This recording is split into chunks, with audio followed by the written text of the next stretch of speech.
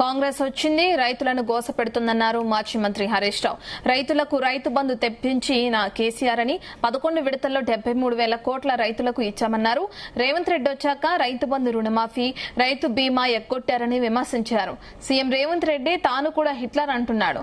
ఇక ఆనాడు ప్రజలు తిరగబడితే తనకు తానే కాల్చుకుని హిట్లర్ చనిపోయారని, ఆయనకు కూడా హిట్లర్ కు పట్టిన గతే పడుతుందన్నారు హరీష్ రావు.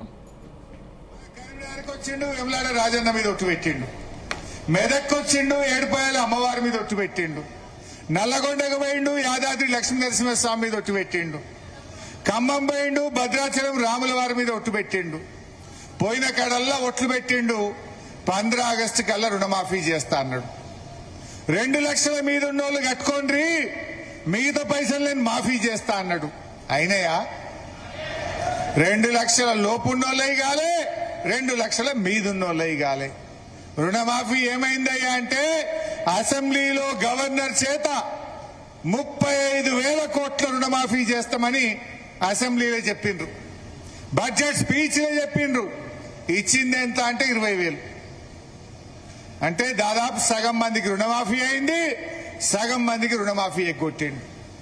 2 లక్షల లోపోళ్ళకు కాలే, 2 లక్షల మీదున్నోళ్లకు కాలే. రుణమాఫీ అట్లా ఎగ్గొట్టిండు. రైతు బంధు ఇప్పుడు 3 పంటలకు ఎగ్గొట్టిండు. పోనీ ఎరువులన్నీ ఇచ్చిండా? కేసీఆర్ గారు ఉండగా మండలానికి ఒక గోడౌన్ కట్టిండు. కట్టలే మీ దగ్గర?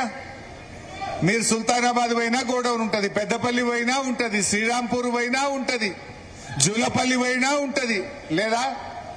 మండలానికి, ప్రతి మండలానికి ఆనాడు కేసీఆర్ గారు గోడౌన్ కట్టి ఎరువులు స్టాకు పెట్టి 10 ఏళ్లల్లా ఎరువులకు ఇబ్బంది లేకుండా చూసింది కేసీఆర్. పాత కాంగ్రెస్, ఆనాటి కాంగ్రెస్ పోలీస్ స్టేషన్లలో ఎరువులు పెట్టి అమ్మింది.